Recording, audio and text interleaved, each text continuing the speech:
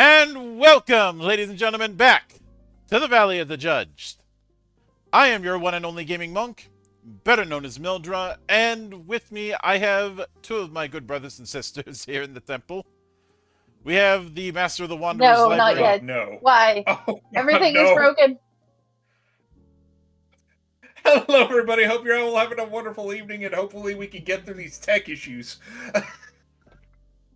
What, did I cut out again? Uh-oh. Yes, but I but I got the gist.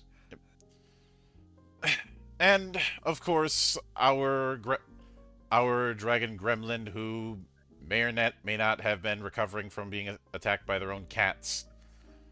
Good Sister Tabby. I have one cat in my lap right now, and she is purring. She has not That's attacked not me. gonna last.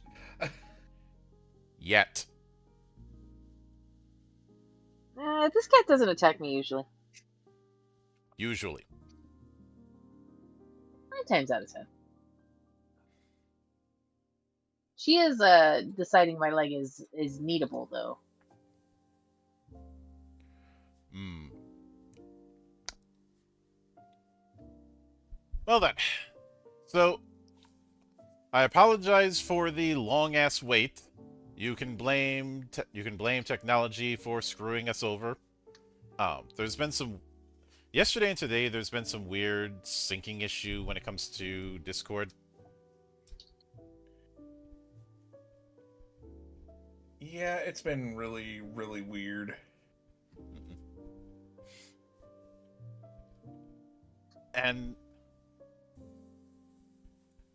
Of course... But getting back to it, when we were here 2 weeks ago, we talked about the slash of life elements of Shirtless on a Rooftop. And that particular half definitely has some interesting elements. I can see the Blades in the Dark DNA. There were a few odd moments, like the way inner turmoil works, and the fact that you can take yourself completely out of a scene with it. Yeah, I didn't like that very much.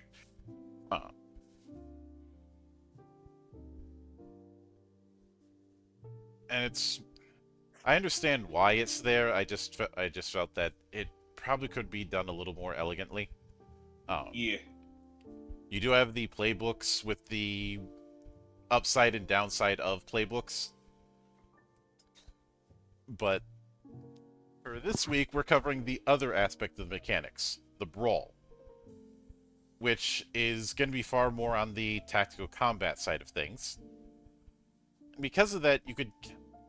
Unless I see otherwise, I am operating under the assumption that much like, say, Lancer, this is going to be a case where the in-combat and out-of-combat setup are almost 2 separate games. Especially since they did cite Lancer as an influence. Mm-hmm. But... So, Brawl is the combat model for SOAR. A more in-depth resolution system for when fists and bullets go flying. And they very much will at some point. Of course, that's... Given the subject matter, that is inevitable. Besides, why would you pick up a game like this and not do combat? Then again, we've seen people try and do campaigns with the world's most litigious role-playing game and try and avoid combat entirely, and I'm like, what the hell's the point? But first we have turn order, which the first thing that they're going into is kind of the terminology. An action is what you can do during your turn. A turn is self-explanatory. You have 1 turn per round, obviously. A round is all the turns being taken from both sides, and a brawl is all the rounds in a conflict. You can end a brawl by either fulfilling the victory condition or failing to do so within a set round limit. Or if you get wiped.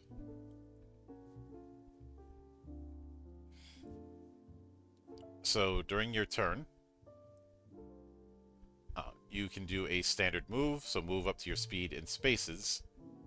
You can use an ability. Abilities are actions that always hit. Use a weapon attack, which needs to beat a difficulty value of D10 to hit, and if they do hit, they must then roll their damage profile, which is a D6 pool. Some actions are free, meaning they don't count as an action for your turn, but might have other limits. You can exchange your ability and or weapon attack to instead do a simple action. When using an action, you must fully resolve it before using another. So the simple actions we have are change stance / style. Self-explanatory there. You could also do this by spending your movement. Running, pushing.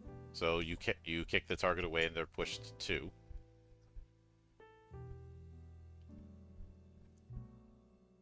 And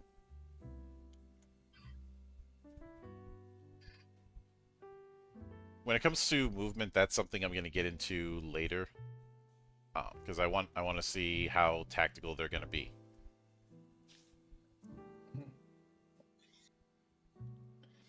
Although, given the inspirations they've mentioned, the answer is probably fairly. But each style has an associated weapon attack, and some gear will also have it. When you use it, you roll an attempt, adding any accurate you have to the roll's a flat modifier against the target's defense. If you match or beat it, you've scored a hit and can roll for the damage profile. If not, you missed. If the weapon attack does anything on a miss, this is where you do them. If you've hit your target, you roll a number of d6 equal to the weapon attack's brutal score, and look at the highest results to see which damage profile you'll use. So,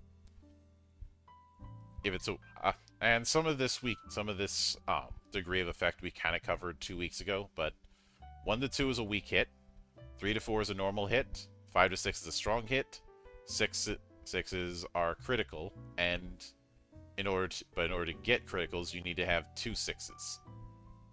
If you just have 1, it's just a strong hit.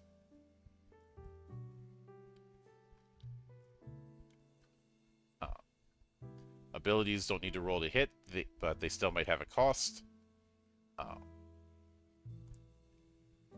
And stances have default abilities, which you'll get for free, while styles have unique ones you need to spend wealth on getting. They go into a free space, so this is a space with no character, terrain, or object in it. Let's see, movement, which I already mentioned. You cannot move through enemies by default. Acrobatic movement can. I'm sure we'll get to that in a minute. You can move into and out of high ground, but it costs 2 movements to enter a high ground space from a non. You can't move through walls. You can move through allies, but not end your movement in them. And I'm sure somebody is going to make the high ground joke, but that's too low-hanging even for me.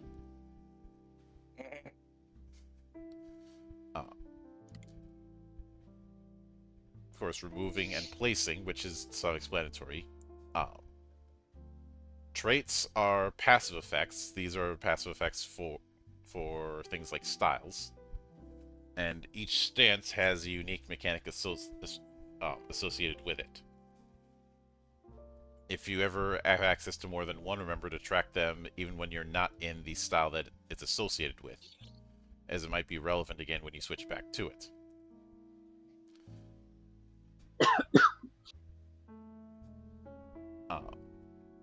You can also use stress in brawls through either focus. You can spend 1 to 3 stress to add +1 to the d10, even after you see the result. Or confirm, which costs 2 stress.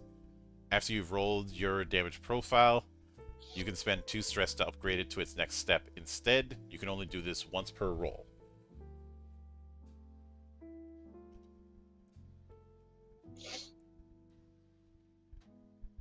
Then I do like this little art for kinetic combat. That is,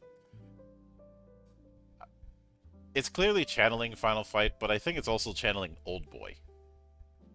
Especially the hallway scene, if you've seen that movie. I have not. The original Old Boy is great.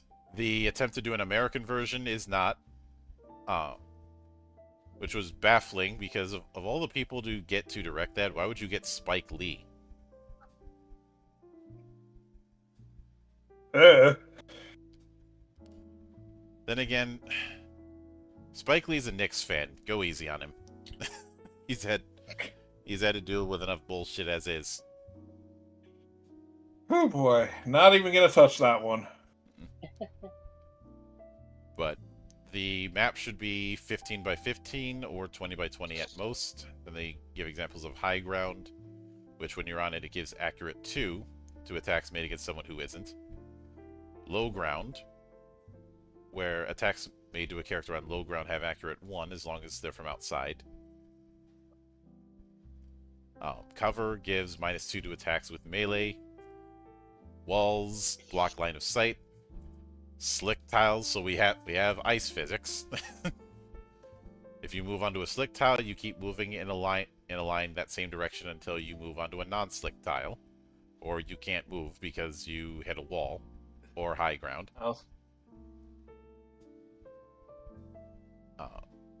If you end your turn in a rough space, you are doomed. Let's see, a difficult tile costs +1 movement. Some tiles have interact, so you can use the interact action with them.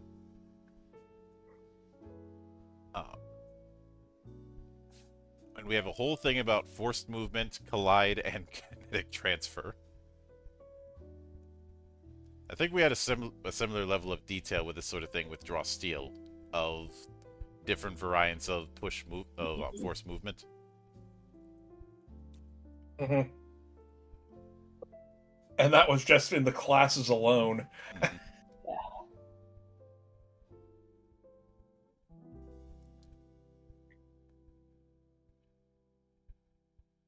So, drag, push, and pull are the 3 types of force movement. They ignore prone. You are allowed to move prone characters with them. If they would enter high ground or other forms of terrain, the movements... This causes a collide and stops the remaining forced movement. If a foe collides with another foe or an object, instead of stopping their forced movement, remove the character or object they collided with from the field. After resolving the forced movement, place back any character you removed in an adjacent free space of the target, or the closest one if there isn't room. This is called kinetic transfer. So this is where you can do the pinball bullshit.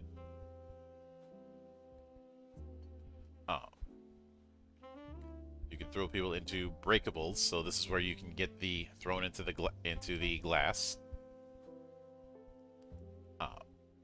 They're just heat actions. There are variants like Reinforce, which means the first time someone collides with it, remove the token instead of removing the breakable. Or Sharp, which turns it into rough tiles.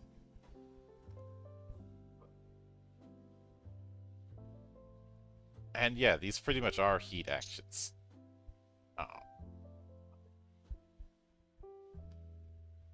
I am a bit iffy about introducing terms like prone and guard break when you haven't explained conditions yet.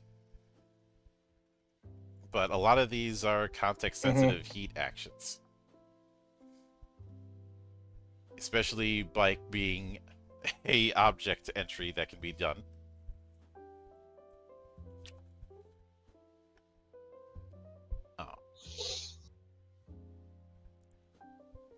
But then we get into character stats. Harm is basically HP. You start with 26. Armor reduces harm taken by its value to a minimum of 1, so chip damage can be a thing. You have 10 stress as far as player characters. If you run out of stress, you can spend harm at a 2-for-1 value. Defense is the score a weapon attack has to meet or beat in order to hit you, depending on your style for players and on the type for foes. This may be influenced by gear. Speed is, of course, how much you can move with a standard move. Armor, self-explanatory. It is damage reduction. You will always take 1 damage no matter what. And for players, it's dependent on style. For foes, it's dependent on type. Trait already mentioned. If you go to 0 harm or less, you are defeated after the ability has resolved. Which does give you a bit of time to get one last FU before the end. Yep. We also have a set of tags that certain actions can have. So acrobatic is movement that can pass through foes but not end in them. Also ignores low ground and high ground penalties. Accurate just gives a accuracy bonus. Brutal X means you roll XD6 when determining damage. Multiple sources can stack. Unwieldy, you can't use the weapon or technique 2 turns in a row. Armor X gives you armor. Upgrade/downgrade. Either up when you're dealing with damage, it upgrades it to the next level, or downgrades it. This cannot turn a miss into a hit, and vice versa. And armor piercing ignores armor entirely. Melee ignores cover. Range X, so ranged attack. Reach X, self-explanatory there. And usually reaches within a set range instead of just extra squares beyond melee. The example they give is reach 2 to 3 means you can use it on someone who's range 2 or 3 of you, but not range 1.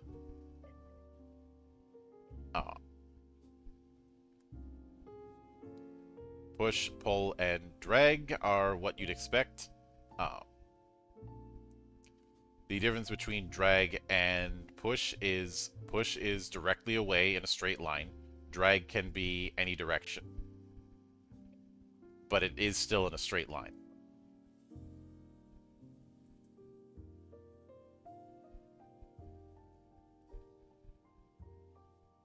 And lethal means you can take something below 0 harm, or when applying damage, you can pay 1 stress to inflict +2 damage or ignore the lethal tag. Although depending on the game, what counts as non-lethal is going to be interesting.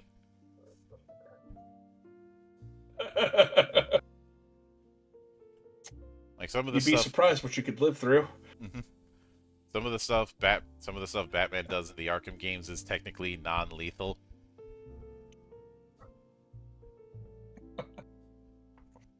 Or in the Yakuza games with Kiryu, because we all know Majima doesn't give a shit. He'll kill anybody. Yeah. Including killing Logic. Exactly. The descent into madness with Majima has to be studied, because we went from a guy who was an enforcer who was a bit ruthless to absolute chaos. Absolutely batshit, but can still run several businesses. Successfully, I might add. Yeah. But then we have the negative conditions.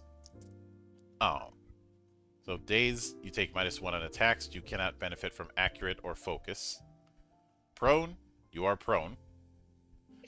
Agony,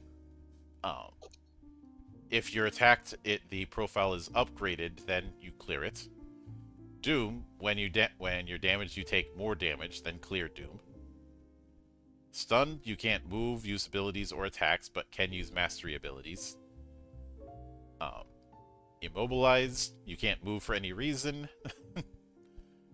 Guard break, you can't benefit from any armor. You lose all block and cannot gain any block until guard break clears. Exposed, attacks against you get brutal too. Ouch. Off balance, when you're off balance and you collide or involved in kinetic transfer, you take 2 damage. Let's see, then block acts like harm but takes damage before it. Inspired, when you would suffer a negative condition, you clear Inspired instead of taking that negative condition. Let's see. Counter, after you've been damaged, if the user is within range 2 of you, you do 2 AP damage to them after the action is resolved, then remove counter. Quick, if you have it, you can consume it to get an additional standard movement. Or when an ally moves you, voluntarily or involuntarily, to move an additional 2 spaces. And high form, you deal +1 damage with actions, remove it at the end of your next turn. If you gain low form while in high form, you immediately lose high form. Low form, you gain +2 defense, so this is it's basically a stance mod.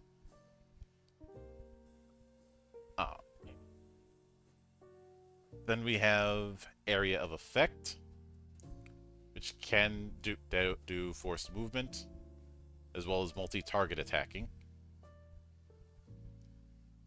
The types of AoEs are either Line, Cleave, so affects 4 spaces adjacent to the origin, and Zone X, affects the origin and every space in range X of it, includes the AoE origin.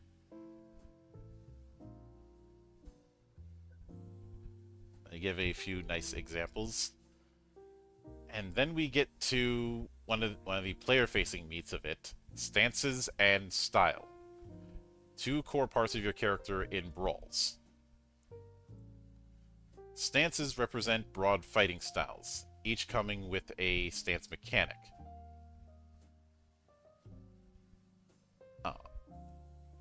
Which is always active for its style. Unarmed has Fever, which you build up and you consume for additional effects on your actions. Some of them require you to consume Fever to use. You start with 0, and you can have up to 6. Light weapon is Endurance, which is a alternate form of stress you can use.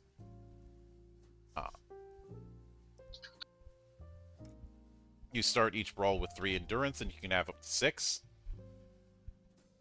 Heavy weapons have Momentum, which you can gain by giving up your standard movement. Some of your actions have additional effects you may trigger by spending momentum. You lose all of your momentum tokens at the end of your turn. You start each brawl with 0 momentum tokens and can have up to 3. So no rule. It's the only one that isn't a rule of 6. Then bullets for the gun type stance, which passively goes up, and you can build by spending actions. Some of your actions require bullets. You start with 0 bullets, you gain 1 at the start of your turns, and you can have up to 6.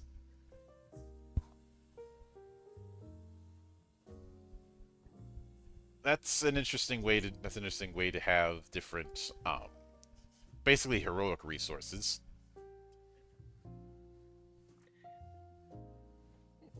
Unarmed is heat. Light weapon is basic. Endurance is basically meter from any fighting game. Momentum is actually Fulgor's meter from Killer Instinct, the new one. Mm-hmm. And bullets, well, they're just bullets. Yep. So each stance has 3 default abilities. You always have access to them as long as you're in a style from that stance. You do not need to buy them and get them automatically the moment you have access to a style from that stance. There is always one universal one which you can use in any stance and allows you to quickly switch to a style from that stance that you know. Only useful when you know more than one style.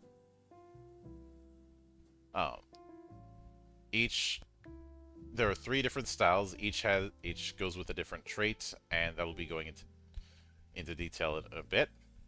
You start play by knowing one style, but some playbooks might change that. So the styles are more stances are general, styles are specific. Styles have their own stats: defense, speed, and armor, a style trait, a set of style abilities, the weapon attack for the style, and a mastery ability. You only get the mastery ability by learning every other ability in the style first, and it can only be used once per proper rest.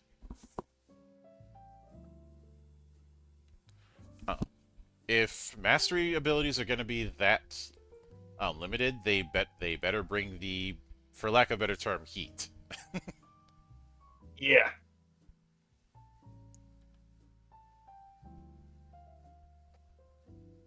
So we do have a list of list of styles. Each style has a certain role. The roles that are available are brute. So these are ones that can take a beating and hit back. Strategist. So basically, beast style. Strategists are good at changing the parameters, either by pushing people around or making opportunities. Rush. And warriors are about building up to doing a lot of damage. A slow start, but pick up damage quickly. Brawler. And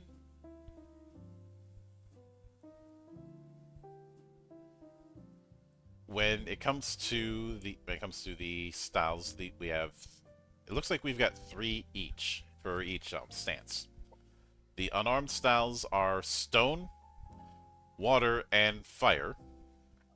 Stone is focused on taking damage. Water is the strategist option, all about making foes collide, and fire is about closing the gap out of turn and is being hard to hit. It does seem that there's one style for each of the 3 roles. In a roundabout way, it ends up reminding me of City of Heroes.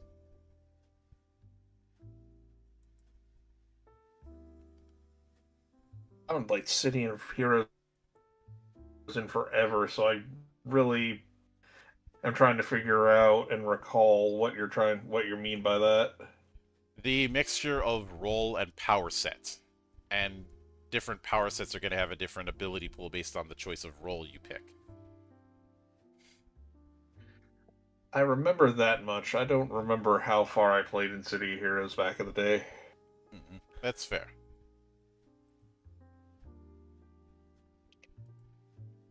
I heard there's free servers, though. Oh, yeah. The homecoming server even got official support. Nice. But the light weapon options are Beetle, Mantis, and Spider. Let's see, then heavy Praying weapons. Mantis, good. For catching bugs. But not Tiger! I don't care what anyone says. I absolutely love Forbidden Kingdom. I thought it was fun. Yep. What about that whole 2 tigers on the same mountain? We can kill each other later. We can kill each other when it's over. We can kill each other when it's over. But heavy weapons have Dancer, Wanderer, and Demolisher as their styles. Hey, when'd they throw me in here? And gun has Hitman, Mad, and Gambler.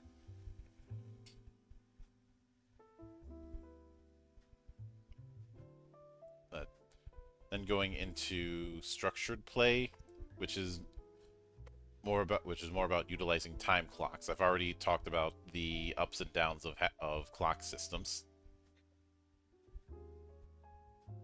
and when to tick the time clock when it feels right.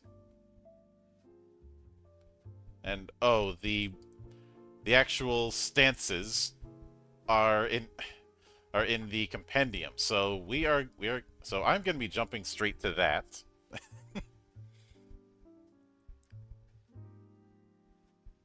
as well as a revisiting of the playbook. Mm-hmm.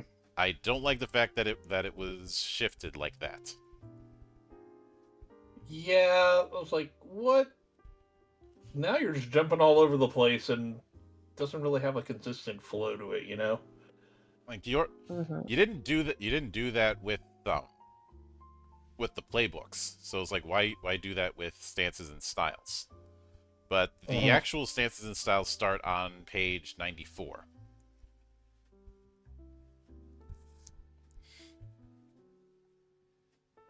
And we'll just have a scroll down the way. So the first stance, obviously, we have is unarmed.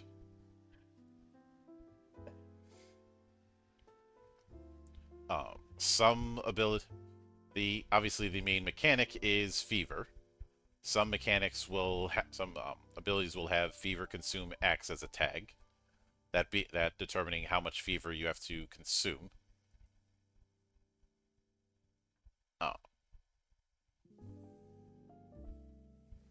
Although, what I am curious about is I was going to ask how you would get fever, but I'd imagine that's going to be answered with each style. So then we do have default abilities for unarmed. The first one being taunt. You gain every fight with 0 fever and gain 6, according to this. Yeah, you start with 0. You can have up to 6.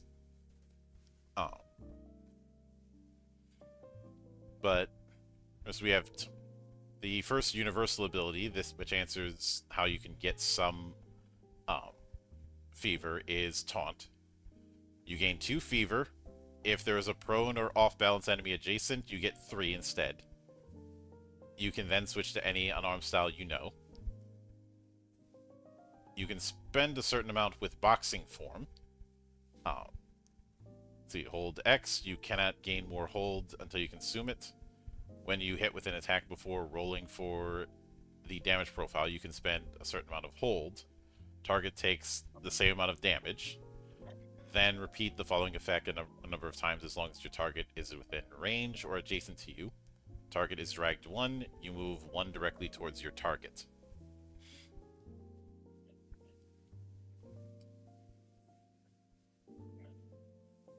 So that is very Dudley. Let's see, then uppercut, which has the unwieldy tag. Target's an adjacent foe. Target has guard break. Takes 2 damage.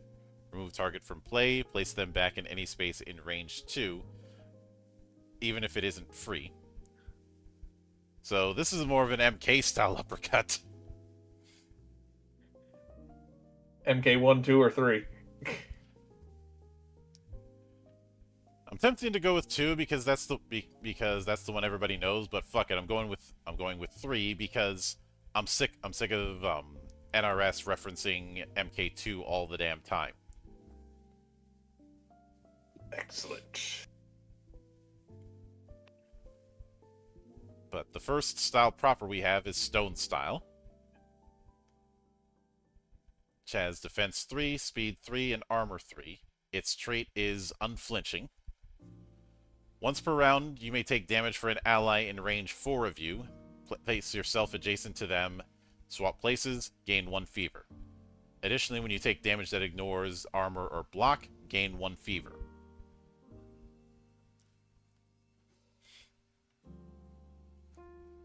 And your weapon attack is Rock. Hit with both fists at once. Wide arc splits mountains of muscles. The freaking Hokuto Shinken mountain splitting wave. You can spend fever to gain brutal X with it. And it already has brutal 2. If you spend 3 or more fever, the damage is armor piercing and the zone range is +1. So no hit, 1 damage. Weak hit, 2 damage, knocked prone, an adjacent foe takes 1. A normal hit, they take 2 damage, are knocked prone. A foe in zone 1 takes 2 damage. So you can kind of see the theme that they're going with this one. This is very much the command grab style. Yep.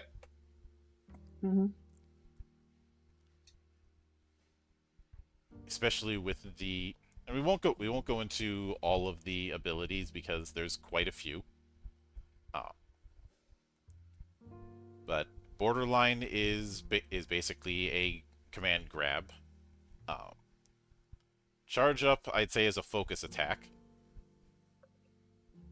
Uh, Cornered Beast Resilience is essentially an aggressive charge. I think there's supposed to be another one, Wolf Descent, but it didn't get the same label. And its mastery is Roar of the Mountain, which consumes 6 fever. You get block 4, recover 12 harm, clear and become immune to all negative conditions until the end of the brawl. And at zone 3, you can push one any foe in the AoE. So it's second win with knockdown. Mm-mm. So I was concerned about whether or not mastery abilities would be strong enough to warrant only being able to use them once. I'd say this answers that question, though I do have to wonder if you already can't use it more than once um, in a given brawl. So why does it need to have a fever consume of 6?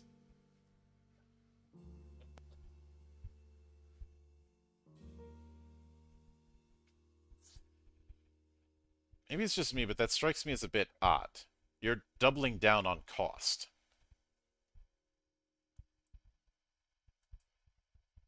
I guess what they're trying to go for is, even though this is like your mastery ability, you maybe you gain fever a bit quicker.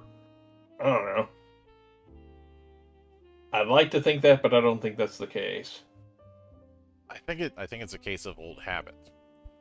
Because if this was the case where the fever that you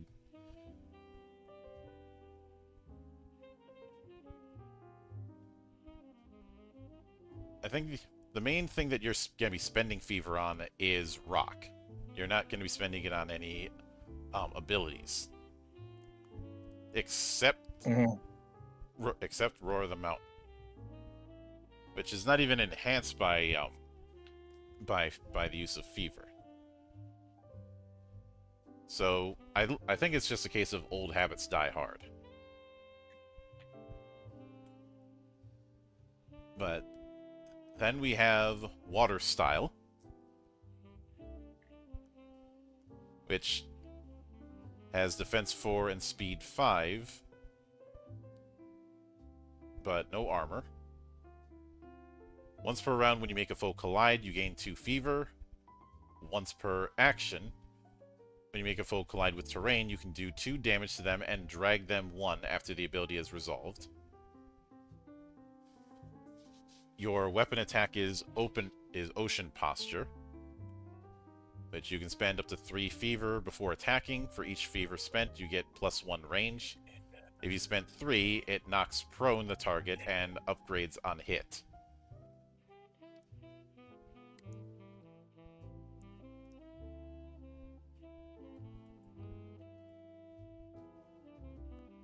So Water Style is definitely a bit of a ranged melee fighter.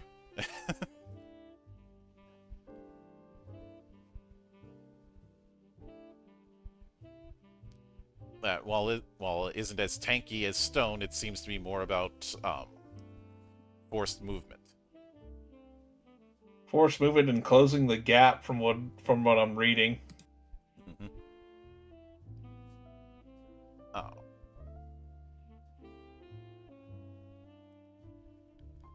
Pretty much, and its mastery lets you move to any space on the map. You are inspired. For the rest of the brawl, you can move 1 acrobatic before and after every ability and weapon attack. Every push you do is turned into an equal amount of drag 1. For the rest of the brawl, you cannot be off balance or be knocked prone.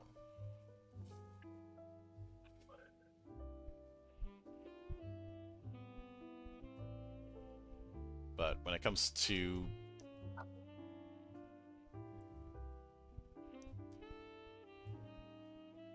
fire style, has a defense of 6 and a speed of 5.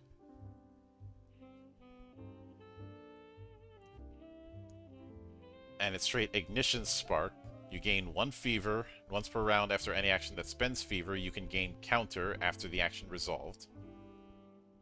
So this is very much the boxer build, basically. Yep. Its weapon attack is Infernal Posture, which has accuracy 2 and brutal 1. If you spend 3 fever after rolling for the profile, you can change the special step of this attack to a cleave originating from you, affecting all foes in the cleave instead of just adjacent foes. And it has brutal 2 against prone or off balance characters.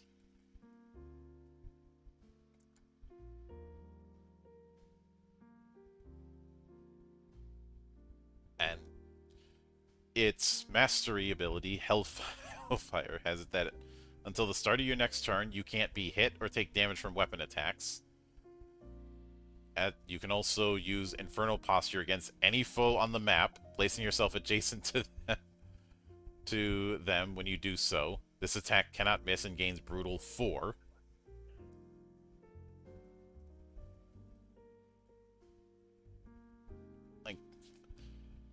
The mastery abilities definitely have the vibe of being something very busted. Yep. But this one only consumes 4 fever. And if I'm being honest, I don't see a reason why it needs to consume a resource when you already have the limitation of you have to get all 3 abilities of that style, and you can only use this once per brawl. And I feel like it should come with like an extra caveat. Like, even though you use all of your fever, or in this case 4, you should be able to gain some back at like double the rate for like maybe like 1 or 2 turns. I feel like that would kind of compensate for it. Yeah, it's just the fact that you're spending meter on it, along with it only being a one-off, bugs the hell out of me. Yeah, I do agree with you there. Like, imagine, if you will, a spell that required MP and you could only use it once per combat.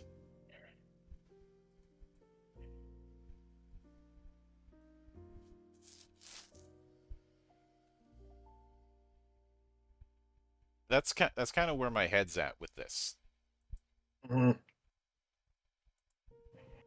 But then we have Light Weapon, which has Endurance as its resource, as mentioned before.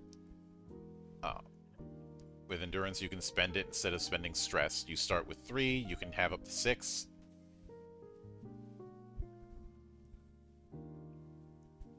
And the default abilities, first was Disengage. You target an adjacent foe, deal 1 damage. You move 1 with Acrobatic. Target is pushed 1 and is off balance. You can spend 2 stress to add +2 to all of those values.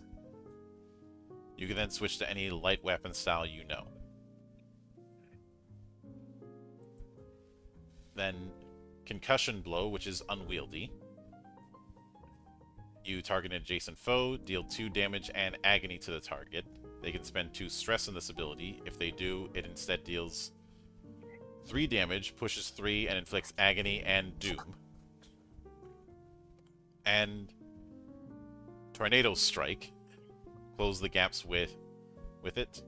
Spend 2 stress, move 2, deal 1 damage to an adjacent foe. Repeat this 2 more times, starting from the move. For each unique foe you damage, the next weapon attack deals +1 damage, up to +3.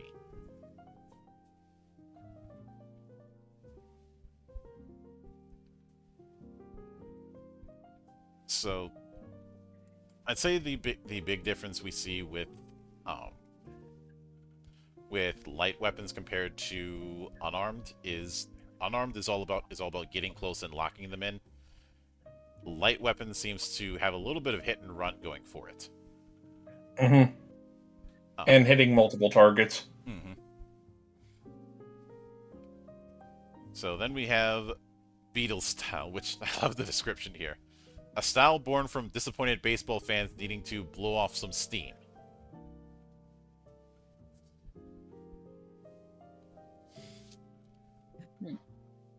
Until I hear otherwise, I'm calling this the Casey Jones style. Nice. Look, I don't want to fight you.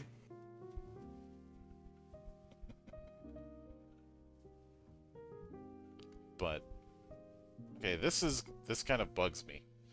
The trait being at the bottom here instead of higher up. Oh. But the stats for Beetle style is defense 4, speed 4, and they have 1 armor. That's not surprising considering this is a style about hitting multiple targets. Mm-hmm. You're gonna leave yourself open. Yep.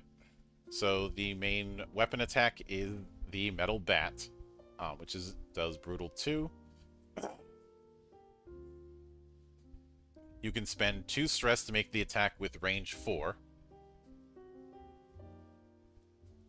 And at higher tiers, not only is it doing more damage and inflicting more push, but you get endurance right back.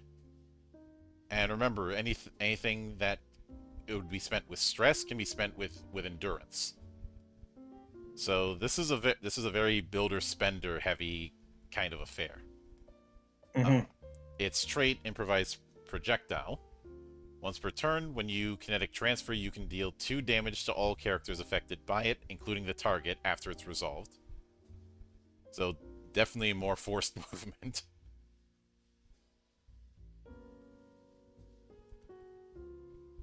And I like that all the moves here say this move is illegal in baseball. Yep.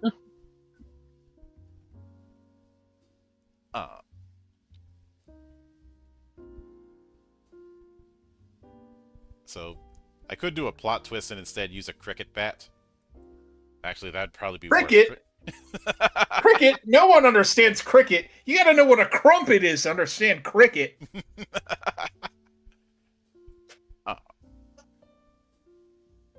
But the mastery is Grand Slam, which has a range of 2 and is armor piercing.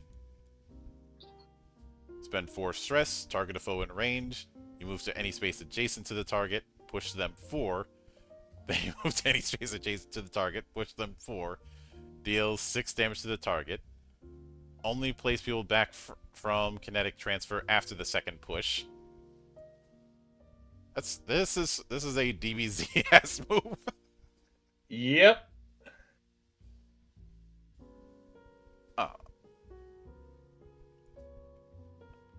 Then the Mantis style, which seems to attract a certain kind of weirdo. It's Majima. This is the Majima style. Yep. As defense 5 and speed 5. As the weapon attack of the Mantis knife. For every negative condition on you or your target, gain brutal 1. And the weapon attack ignores positive conditions. Okay. So at every tier, they are agonized. At normal and higher, you get quick.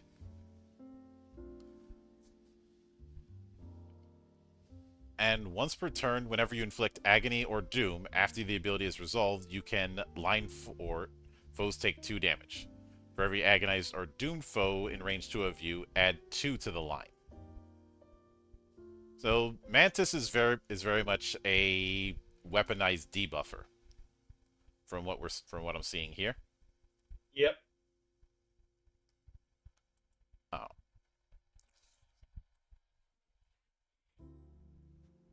As far as the Mantis style abilities, it is still very much focused on debuffs. And its mastery, Go Feral.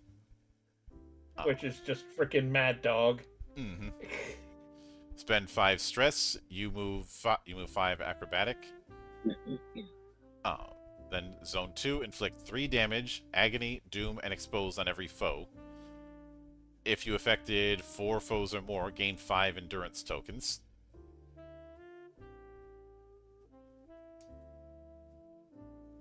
So I know I keep repeating myself, but the use of the resource for the mastery abilities keeps bugging the hell out of me.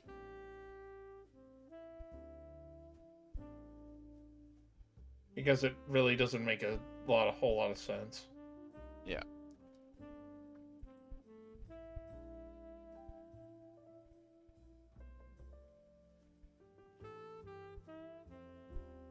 Pretty much. I imagine if I did the scrolls thing for Legend Edition, but after you use the scroll, you lose it. Yep. I mean, there are certain once per encounter kind of effects that I have, but that's their only cost.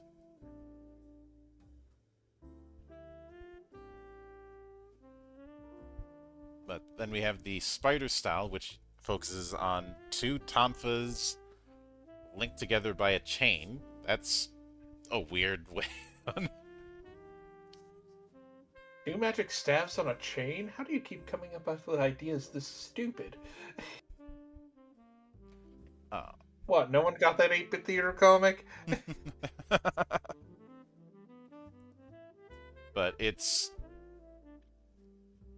trait is deflect and parry, as defense 5 and speed 3. When you're hit by a weapon attack after the profile has been rolled, you can spend 1 endurance or 2 stress to ignore one of its steps. If the step did damage instead of ignoring it, lower its damage by 2.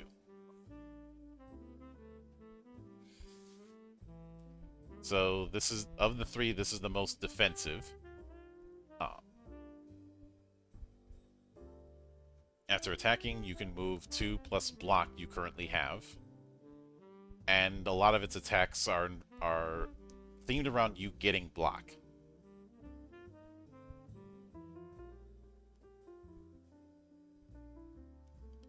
As well as some forced movement. This game really likes its forced movement, I have to admit. Yeah.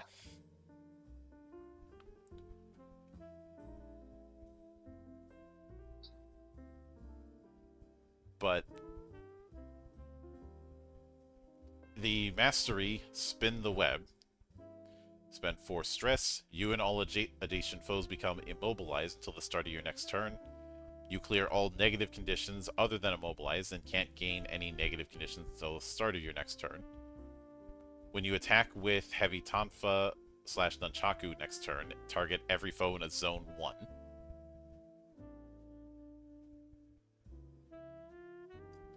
So, spin to win. Yeah, spin to win and frickin' Brawler from DFO. Mm-hmm. Which, I played it, and I didn't like it as much as I thought I would. Although, because of the way this is set You up... didn't like the brawler? Yeah, I was actually kind of disappointed. I feel like... Brawler's like the best one, bro. Like, second best. Yeah. I feel like Tonfa's on a chain. This would have been... Maybe this would have been better served using nunchaku as the weapon of choice. I mean, it could be worse. You could have staff chucks. I've seen some people call the Sunset's Cone that, and I'm like, no. But then we have Heavy Weapon. It's, as mentioned before, its mechanic is momentum. You can give up your movement action to gain 1 momentum.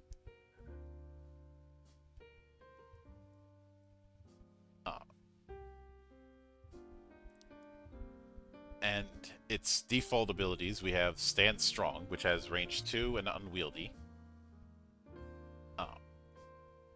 If you spend momentum, every character in Zone 2 is dragged 1. You are inspired. Until the start of your next turn, once per turn, hostile characters that want to enter or leave range 2 spend 2 stress and become knocked prone to do so. We also have overhead swing. Although I did notice that the...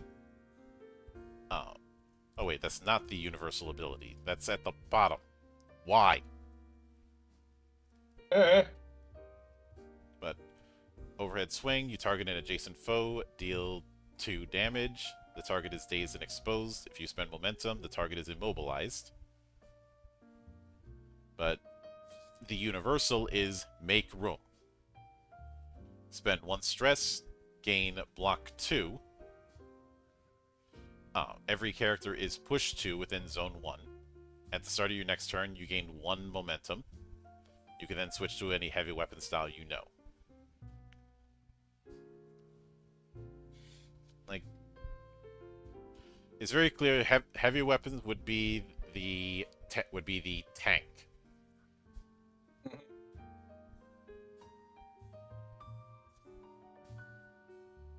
Be the classic tank, you know, the living wall kind of approach. Yep. But the first style for heavy weapon is Dancer. It's got defense 5, speed 3. Its trait is Pole Vault. Instead of using your standard move, you can move 3 in a line. Characters or objects that you move over can be dragged 1. 3 times per turn. When the above triggers, you can repeat the move. If it's triggered on 3 different targets, gain momentum. Additionally, you can kinetic transfer allies and yourself. Your kinetic transfers don't damage you or allies. That's actually pretty nice. Yeah. Its weapon attack is Reinforced White Cane, has reach 2, brutal 1, and is a melee attack.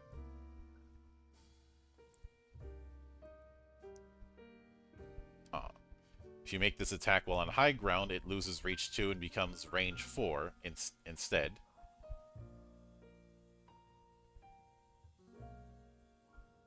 And its momentum means you cannot miss. It also gains brutal 1 and armor piercing. Oh.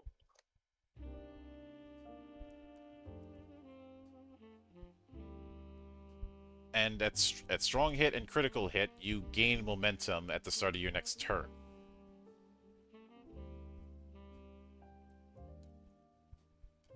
But its mastery, you spend momentum at the end of the brawl. Each time you end your turn adjacent to an ally, that ally may move 2 with acrobatic.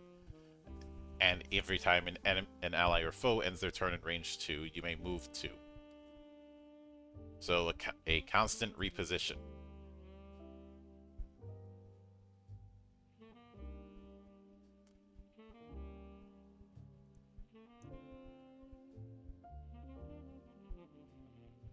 Although there does seem to be a lot of control with it. But then we have Wanderer. Again, how did they get me in here? I don't see you using a saber, though. I mean, I've used a variety of different swords, although long swords and katanas are my favorite. Yep. I would have figured you for a Nodachi. I mean, maybe. That's only if I'm feeling a little edgy. But stats are defense 4 and speed 6. The weapon attack.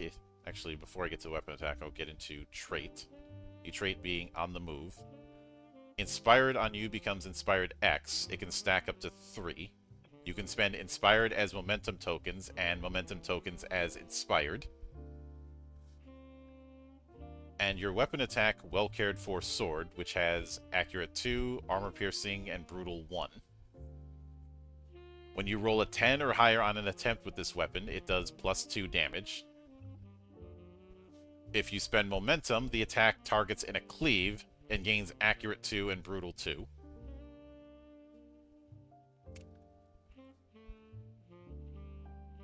And the strong hits give you... well, strong hit gives you inspired, critical hit gives you inspired 2. All of them inflict off balance. It's a very nice touch there. Then for the style abilities, there's a fair amount of cleave, a lot of off balance. Some of them got some drag as well. Yep. The mastery is continuous motion. You spend 3 stress. Every foe is agonized and exposed.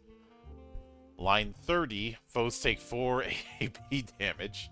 Place yourself in any free space adjacent to the line or as close as possible on your very next turn. You have speed 10.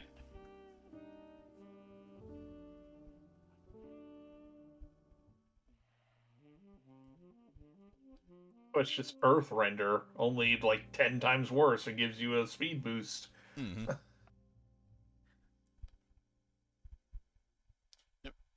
Then there's Demolisher style, which its weapon of choice is a meteor hammer. It's hammer time. They have defense 3, speed 3, and armor 1. Their trait is Rev Up. At the start of your turn, you can choose to spend 1 stress to gain high form and 1 high form, counter a momentum token, and enter Rev Up until the start of your next turn. While in Rev Up, add +2 range to things you do, but when you take damage, you take +1 damage.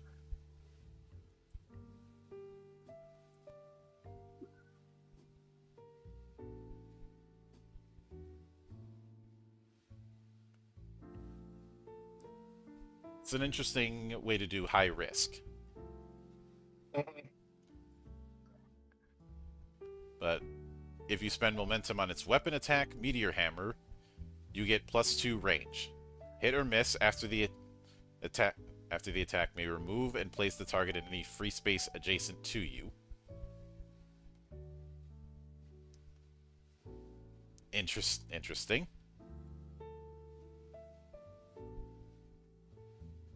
So definitely a more of a puller than some of the push types we've seen up to this point.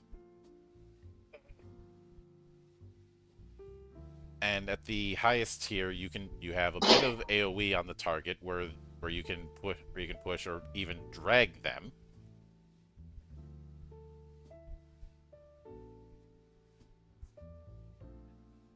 And a lot of days too.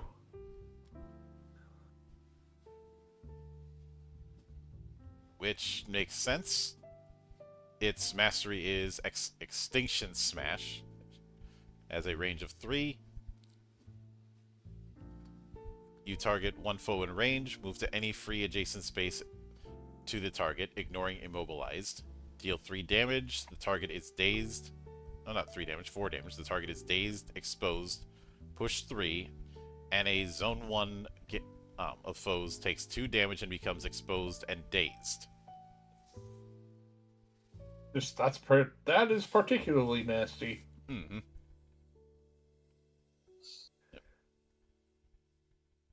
And then, of course, gun. And for whatever reason, I can hear the painkiller gun keg from Alice.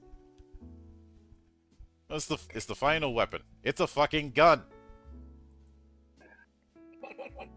Is that a fucking gun? But abilities take bullets. You passively generate bullets up to 6. If you have less than 6 bullets at the start of your turn, reload 1. If you already have 6, gain high form. So like I said, you are passively gaining meter for this one. Reload X gives you that many bullets. Instead of using a weapon attack, people in the gun stance may use an ability. So the default abilities we have are the universal one is Fresh Clip, which lets you reload 3, but you can spend 2 stress to reload 6 instead. Gain Quick and switch to any gun style you have. Dodge Roll lets you move 2 and reload 1, then gain Low Form. Leg Shot takes 3 bullets as a range of 6 and has armor piercing. Target a foe in range. That target loses all positive conditions, takes 2 damage, and is put off balance. Well, you shot them in the fucking knee. Of course you're gonna now come off balance.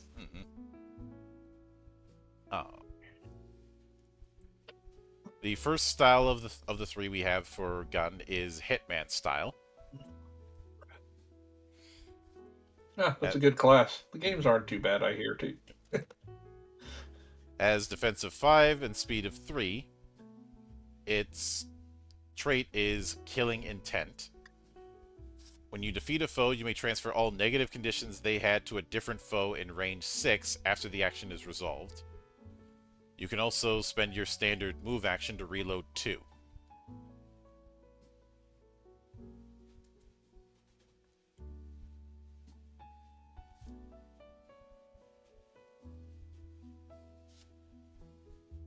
So when it comes to the handgun, it does require 3 bullets to use. You can spend more than required when attacking, each one giving accurate 1 and +1 range. If you spent 3 bullets, you are inspired before using this attack, and it ignores block, cover, and gains brutal 2.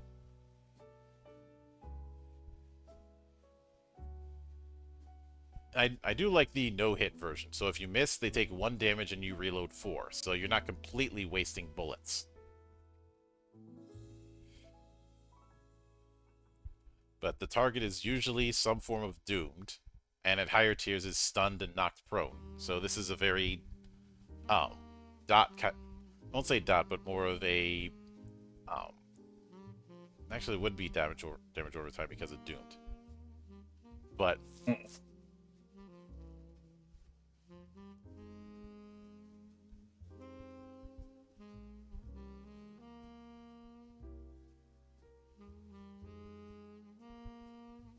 it also looks like the style abilities for guns have one of their things being universal, which that could get very interesting as you get more of the styles. But its mastery is Kill Shot, which takes 6 bullets and has a range of 30. You may immediately attack with your efficient handgun, but do not spend bullets. If your target is out of cover, do not roll to hit. The attack gains brutal 4, and you can confirm for free on a strong hit. Any damage you deal is doubled before lethal. So that is, I really, really want to take that person out in particular. God.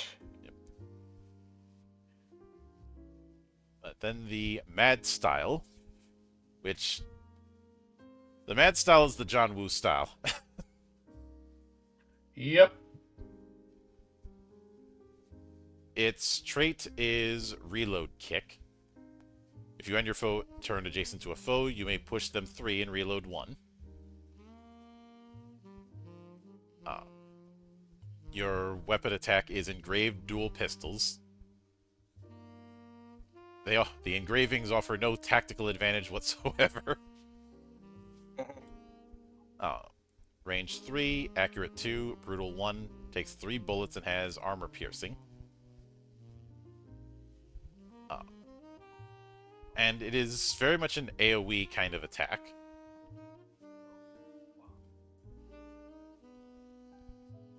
Though you also have... Okay, that's odd. So there isn't a universal effect with this one as opposed to Hitman. It's a bit weird, but okay. A lot of grapple in the Mad style. And then Mastery is a Method to Madness, which is going full clip. Move 3 and then do 3 AP damage to all foes in Zone 6, and then reload 3. So mag dump, get 3 bullets back. Yep.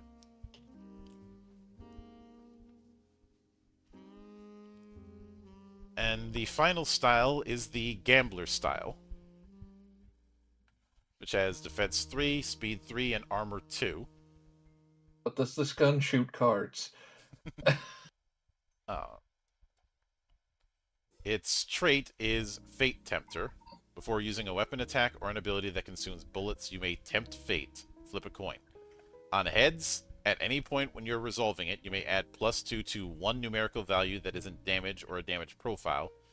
You may not do this retroactively. On tails, take 2 damage which cannot be reduced.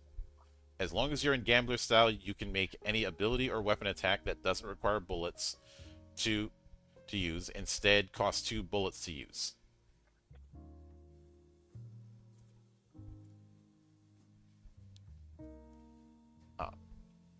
Your main weapon attack takes 3 bullets, has range of 4, has brutal 3, and armor piercing.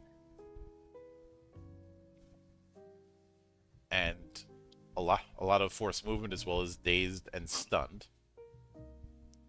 You can also spend 6 bullets on this attack instead of 3 to use an alternate damage profile.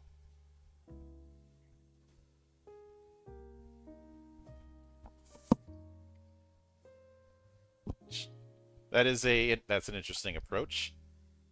Mm-hmm. Then the style abilities we have. It is very much about being flashy. Its mastery is synchro ballet. For the rest of the brawl, Fate Tempter doesn't require abilities to consume bullets. Pick any ally, place them adjacent to you. Until the end of this brawl, as long as they're within range 4 of you, you can use Fate Tempter on their abilities, paying the costs yourself. A very nice team player. Yeah. And there are additional abilities that are referred to as dojo abilities. You can only have 2 of them actively equipped. You can learn any number of them. Each of them is considered universal by default. But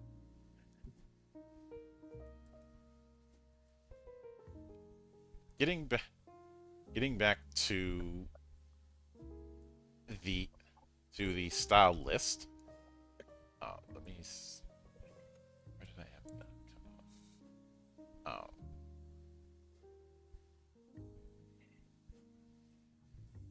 Okay, it was at improving that I had the cutoff.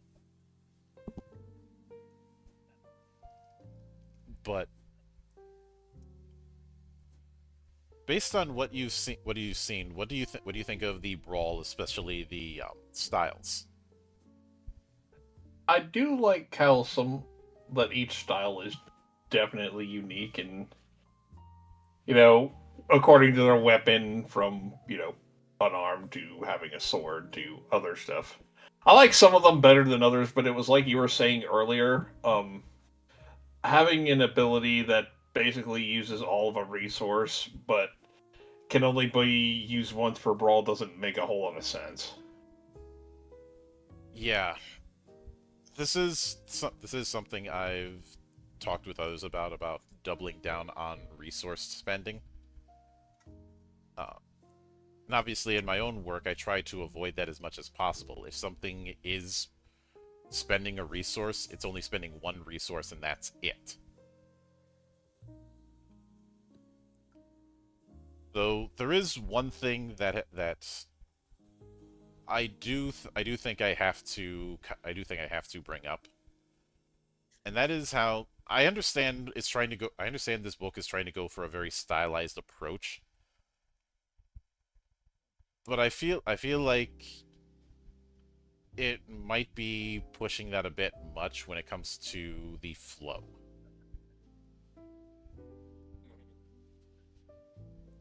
Especially with so many different variables between all the styles. Mm-hmm. Because I feel like with some of them it favors, certain styles over others. Like, I feel like the gun styles are, or at least from what we've seen, are kind of busted. this is less an issue of balance and more an issue of presentation, Hmm. where I understand wanting to go with this stylized look, but when you have to have slanted text a bunch of times, I'm like, is it really worth it? Especially when somebody wants to look at what the effect of something is now.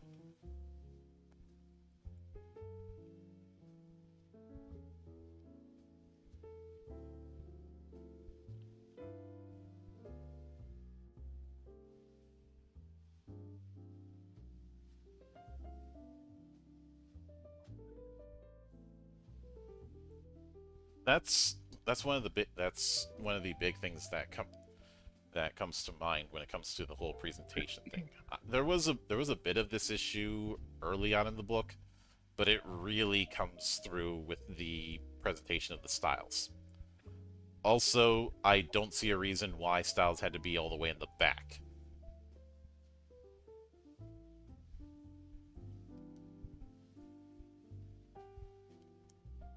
I know some Japanese tabletop do this where they have a lot of the crunchy parts in the data section, but you didn't have this with playbooks, so why is it here for styles? Yeah, it seems like a little bit of an odd choice.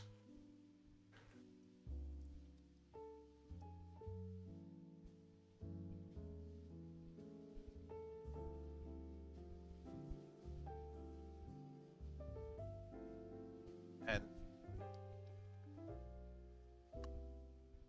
when now, as far as the different styles and their particular balance, um,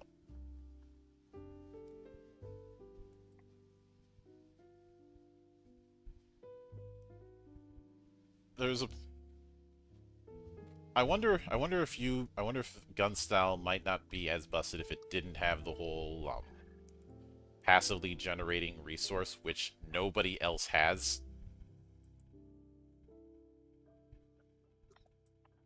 Even if it's generating that resource only once per round, the fact that it's the only one who does that,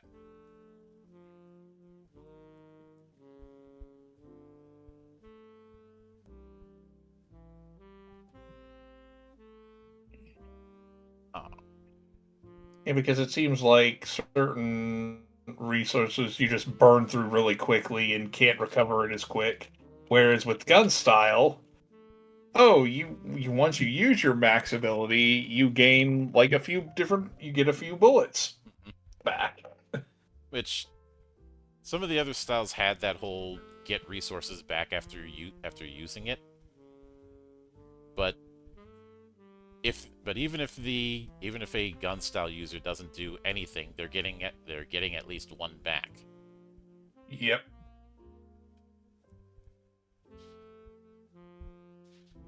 Meaning using their top tier abilities isn't a case of needing to build towards it, it's a case of I'm going to use it eventually. Yep.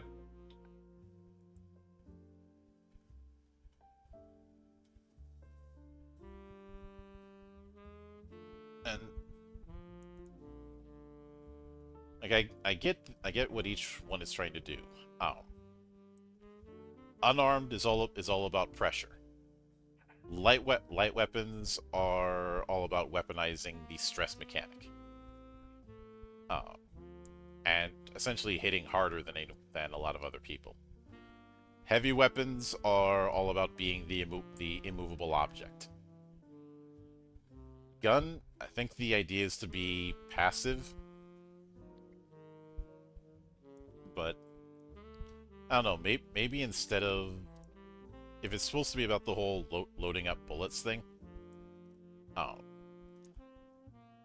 the whole one per turn thing I think is the main thing that bugs me.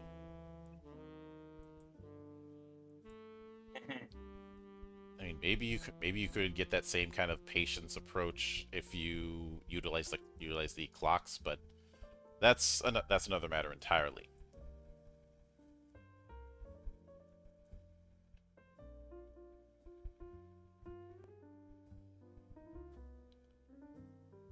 Of course, the other thing is we saw a lot of effects that go through armor.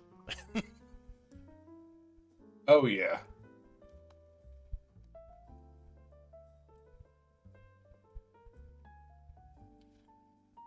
Which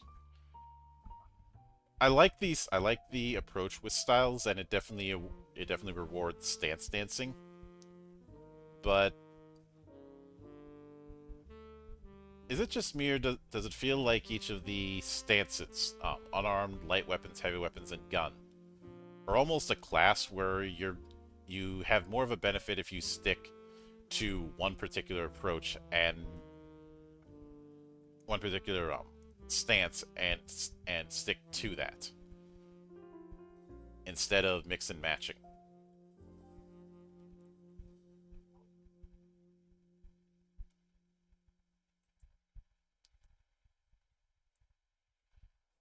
That's just a particular vibe I'm getting from this.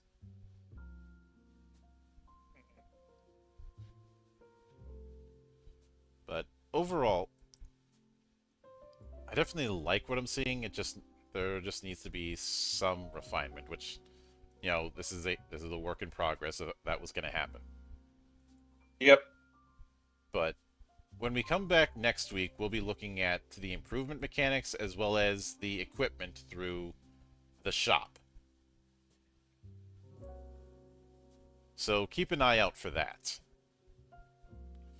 But until then, on behalf of the good brothers present and not present, my name is Mildra.